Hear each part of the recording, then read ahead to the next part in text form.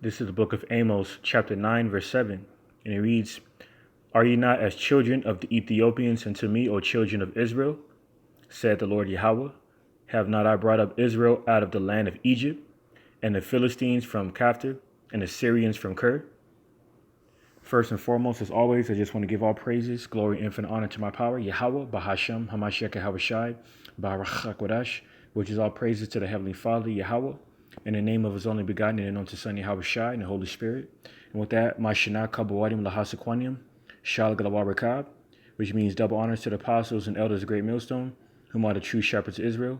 And Shalawam, honors and salutations to Bayasha Dawada, which is the house of David, representing the elect of Israel, being the so-called Negro, Latino, Native American Indians, and Israelite foreigners. All right. So this is your fellow servant, Malak Rayab, back at it again, with another video in the spirit of prophecy, which is a testimony of our Lord and Savior, Yahawashi, dealing with the, the subject of South Africans, being Hamites. All right. Which the subject of this video was influenced by, a brother that, usually comes on the comment board. And, in his question on, whether or not the South Africans are Israelites. All right. Now, pursuing the biblical prophecy, pursuing the St. Luke, the 21st chapter, Yahawashi told us to flee to the mountains, which is referring to the Atlas Mountains in Northwest Africa, where the sub-Saharan slave trade took place, otherwise known as a trans-Saharan slave trade, a triangular slave trade between the so-called Africans being of the nation of Ham, including the so-called Arabs being from the nation of Ishmael, and the so-called the self-proclaimed white people being from the nation of Edom, and them selling the Israelites into slavery, and which is also where the transatlantic slave trade took place. So dealing with the prophecy here, of the Ethiopians, in contrast, being compared to the Israelites, they were compared to the Israelites because the word Ethiopia is a Greek term which means burnt face, and it's another byword or proverb, to refer to the nation of Israel as, because the word Ethiopian is synonymous with the word nigger and Moor, which just basically means black.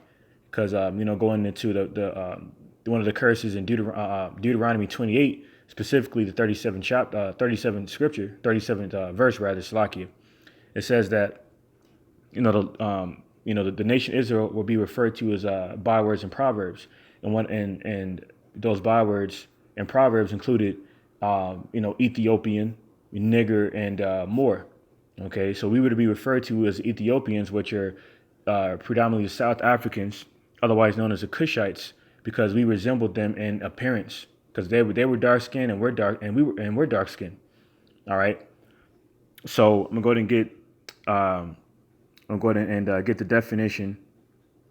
I'm going to go ahead and get the definition or biblical definition of Ham, dealing with the nation of Ham, and the Zondervan Compact Bible Dictionary you see here. All right, you see displayed on the screen, and I'm reading the description of Ham in this Zondervan Compact Bible Dictionary here. Okay, and it says the youngest son of Noah, born probably about 96 years before the flood, and one of 8 persons to live through the flood, he became the progenitor of the dark races, not the negroes. Okay, so it goes on to say, but the Egyptians, Ethiopians, Libyans, and Canaanites. Okay, so it mentioned that it mentioned that the only correlation between the so-called negroes and the other dark races, mainly referring to the Africans, all right, was well,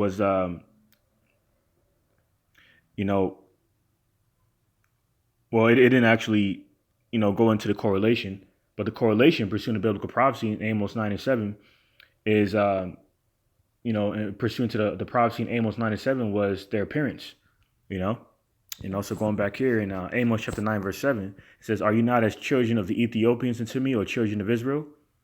Okay, and that's why I mentioned here, dealing with this description of Ham, that the Ethiopians, all right, goes into the is of the direct line of Ham, all right, and Ham's son Cush, all right, which is where you get the word Ethiopian from, all right, which are those people that predominantly dwell in South Africa. So the South Africans are not Israelites.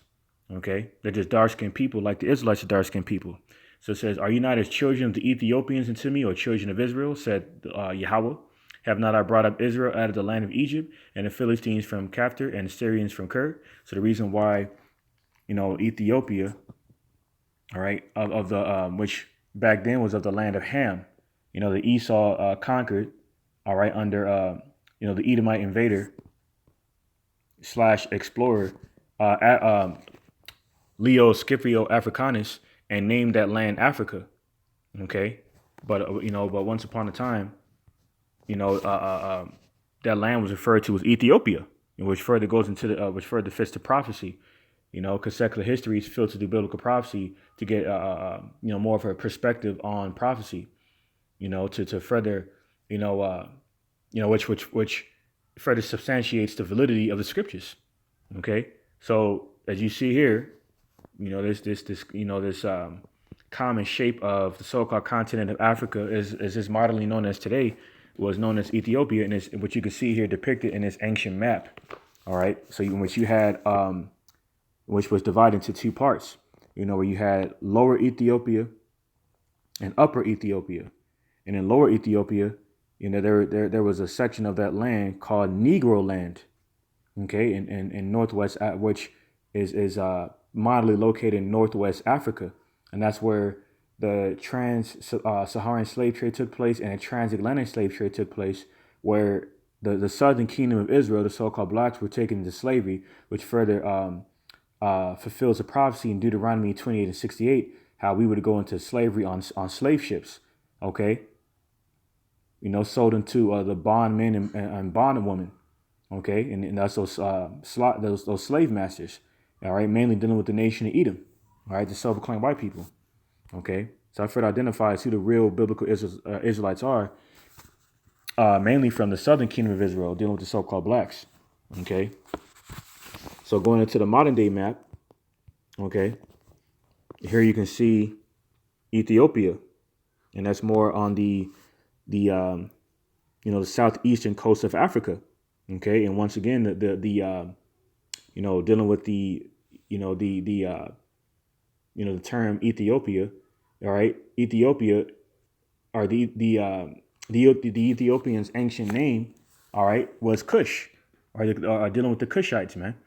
All right, of the progenitor of those people known as the Cushites from Cush, all right, which was individual from the line of Ham. All right, and it tells you Ham is a progenitor of the dark races, but not of the negroes. And those dark races specifically dealing with the so-called Africans, which you can see here.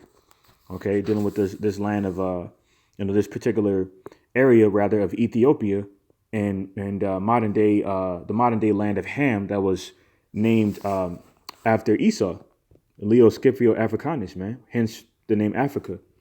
Okay, so that word Ethiopia. All right, let's get the word Ethiopia, which is a Greek word. Slakia. All right, so it says that the name Ethiopia itself is Greek and means of burned face or burnt face. Okay, and it says of this Greek word here. Okay, so Esau named that particular land, or that particular land strip, or area in that land rather, Ethiopia, after himself. Okay, like it says in First Maccabees, verses 1 down to around the 7th verse, where it goes into how in the beginning of so-called white supremacy, dealing with the Macedonian and Seleucid empires, you had the Greeks, conquer lands of different nations that they would encounter. All right, in which that prophecy includes America. All right, because the America is the image of the beast empire in Revelation, the 13th chapter, and that beast empire is a fourth beast kingdom. All right, which is essentially the so-called Holy Roman Empire. Okay, and before the Roman Empire, you had the Greeks. All right, which was the beginning of so-called white supremacy when Alexander the Greek came into power. Okay, prophesied in First Maccabees, the 1st chapter. So they were going around conquering lands, and that prophecy is further fulfilled here in Micah, chapter 2 from the top. And even though the point is in verse 2, I'm going to start here in verse 1. It says, woe to them that devise iniquity and work evil upon their beds. When the morning is light, they practice it, because it is in the power of their hand. All right, so it's in the power of their hand, to fulfill wickedness, to accomplish wickedness. All right, because they are of the man of sin and son of perdition. All right, who were created, to remove peace from the earth. All right, by way of their blessing, the sword, to obtain the fatness of the land in Genesis 27 chapter. And that's how America and the so-called modern day land of Africa was named. All right, after the conquest of Esau, Edom. Okay, so in verse 2, it says they covet fields. All right, and they take them by violence. America was established off of violence, just like Africa, and that's why Africa, the modern day land of Africa, was named after Esau, Edom. All right. So it says, and houses, and take them away. So they oppress a man in his house, even a man in his heritage. Okay. So that goes into why, in dealing with the conquest of Africa, when they invaded Africa, you had a man named Ptolemy Soter, Edomite, so-called Pharaoh, that ended up indoctrinating the inhabitants of that land, to worship him through the image of Serapis Christos. And that's where you get the image. That's the origin of the false image of the Messiah, so-called Jesus Christ. Okay. So this further fulfills prophecy. Okay. That they conquered Africa, so-called Africa. Okay. All right. So, so going to Genesis chapter 10, verse 6, dealing with the point, it says, and the sons of Ham, Cush, Mitzrayim, which is Matazarium in the Hebrew, and Put and Canaan. All right. It says, and the sons of Cush, dealing with the so-called Ethiopians, which are the so-called South Africans. It says Seba and Havilah and Sapta and Rama and Sapteka, and the sons of Rama, Sheba and Dedan. And Cush begat Nimrod. He began to be a mighty one in the earth. Okay. Nimrod was a Cushite, which was a heathen, a so-called Philistine. All right. And he was the first heathen, to seek to fulfill, his version of the satanic New World Order agenda in ancient Babylon. So in modern day Babylon the Great, you got the lowest of all heathen nations, Esau, Edom, looking to take Nimrod's vision and run with it. Okay, because Esau is he's a culture vulture, so to say. All right, he doesn't have a culture or style of his own, so he mimics what he sees around him. Okay. That's why he sought out. That's why he calls himself. That's why he stole our identity, okay, and refers to himself as of the real Jew, okay, which in Revelation 2:9 it tells you otherwise. So case in point, these lands that he conquered included the so-called land of Africa, where you had the Philistines inhabiting, in the time of in ancient times where Africa was known as the land of Ham, okay. Until it eventually got conquered by Esau to further fulfill prophecy, and it was named Africa. But there was a particular area in the land of Ham, which is modernly known as Africa, known as Ethiopia, all right, of the Cushites, okay, which are also the Philistines, and they are predominantly the South Africans. So those are not Israelites. They're just another dark-skinned people of the nation of Ham, okay. So I'm gonna go ahead and get and by the way, you have Cush, once again, which is the Ethiopians, otherwise known as the South Africans predominantly. Then you have Matazarium, the Egyptians, which, dwelt, in the northeastern coast. Then you have you have Foot, as as it was mentioned in the Zondervan Compact Bible Dictionary, which is dealing with the Libyans. Okay. Then you have Canaan. Okay, the land of Canaan, which lies west of the Jordan, the Jordan River. All right, dealing with them, dealing with that coast of Palestine. Okay, or otherwise known as or occupied by the Phoenicians in the ancient world. All right. And that's the same land of Canaan that our forefather Joshua was prophesied to conquer, permitted by the Lord, Yahawah. All right. To which, to establish that land of Canaan as the land of Israel. Okay. In Joshua, the 6th and 11th chapters, I believe it is. Okay. But dealing with the so-called South Africans of Cush. All right. Any entire nation of Ham, really. But, dealing with them, this is Joel chapter 3, verse 4. It says, Yea, and what have ye to do with me, or Tyre and Zidon, and all the coasts of Palestine? Okay. And Palestine is around the land of Canaan. All right. Where you had them Hamites and you had them Ishmaelites dwelling in that land, dwelling in that area. Okay. And that further fulfills the prophecy how the so-called Arabs and Africans during the trans-Saharan slave trade was to enslave the so-called African Americans and negroes, all right, from the kingdom of Judah and lead them and cast them off into slavery. Okay. So it says, Yea, and what have ye to do with me, O Tyre and Zidon, and all the coasts of Palestine? Will ye render me a recompense? And if ye recompense me, swiftly and speedily will I return your recompense upon your own head.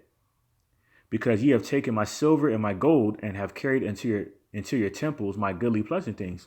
All right, referring to the nation Israel. Like it says in Zephaniah 2 and 8, we are the apple of the Most High's eye. And just like Hitler essentially quoted those scriptures I just mentioned, where Hitler even said that, these people that refer to themselves as Jewish took God's treasures, roughly paraphrasing. Okay, where did he get that from? He got these from the prophecies, man. Specifically, this one here that I'm reading, all right, and even Zephaniah 2 and 8 and other precepts. Okay, because these heathen know who the real biblical 12 tribes of Israel are, especially so-called blacks.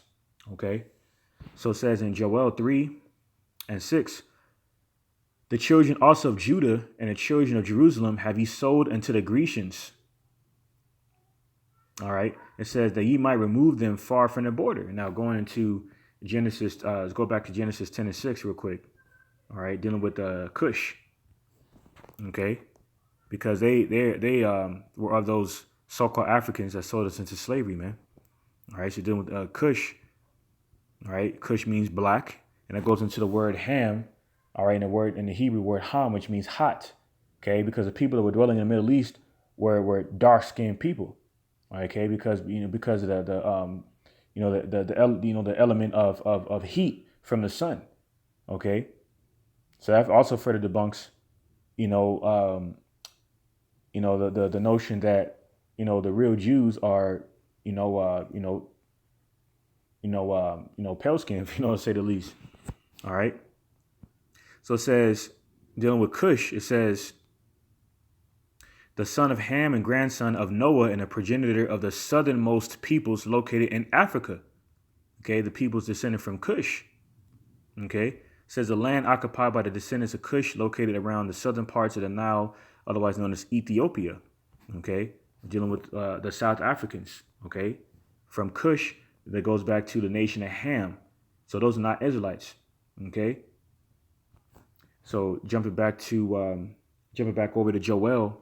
Chapter 3, verse 6, it says, the children also of Judah and the children of Jerusalem have ye sold unto the Grecians. You Hamites, you so-called Africans, you Edomites, you so-called whites, and you Arabs, you so-called, you Ishmaelites, you so-called Arabs. It says, and they sold us into the so-called Grecians, and dealing with the Edomites. Okay, which is prophesied in First Maccabees, the 1st chapter, man. All right, dealing with the beginning of so-called white supremacy of the Greeks. Okay, so it says that you might remove them far from their border, and that border is Jerusalem, the mother of us all, pursuing Galatians 4 and 26.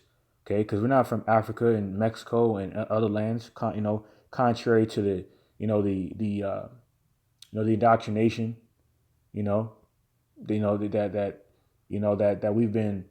that we've inherited by the devil, all right, and the heathen.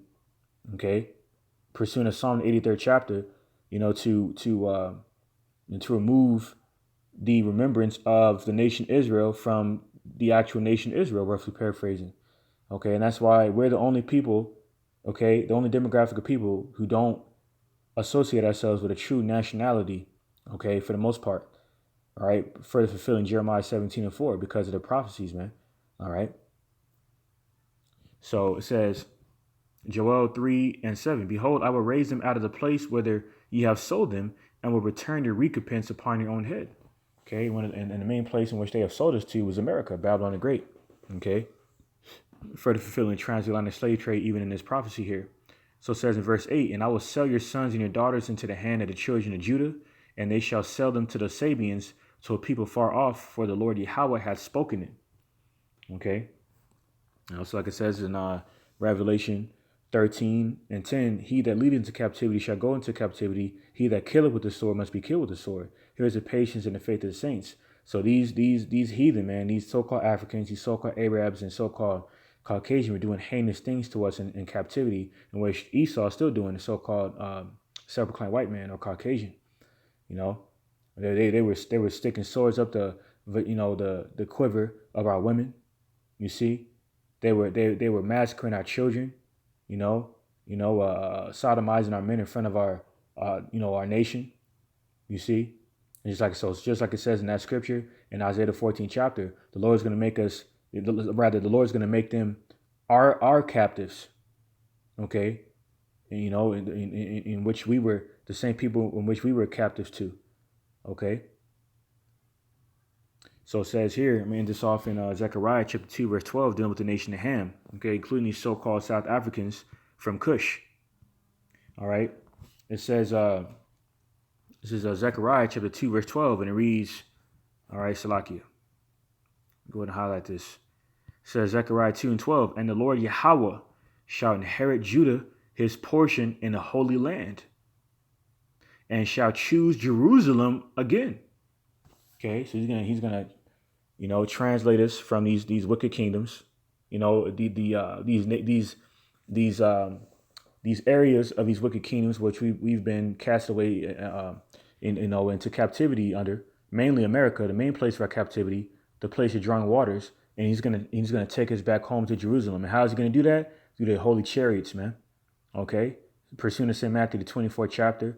All right, mentioned in Zechariah the 5th chapter, in Ezekiel the 1st chapter, which Esau declassifies or refers to rather as so-called UFOs, all right, which are really angelic vehicles of the Most High, Yahawah, that's going to translate the elect of Israel, okay, and take them back home to Jerusalem very soon. Why? Because these last few prophecies are coming to pass, okay, including rumors of wars, pestilence, famine, earthquakes in diverse places and other weather catastrophes. So we're living in the last days, these perilous times, man.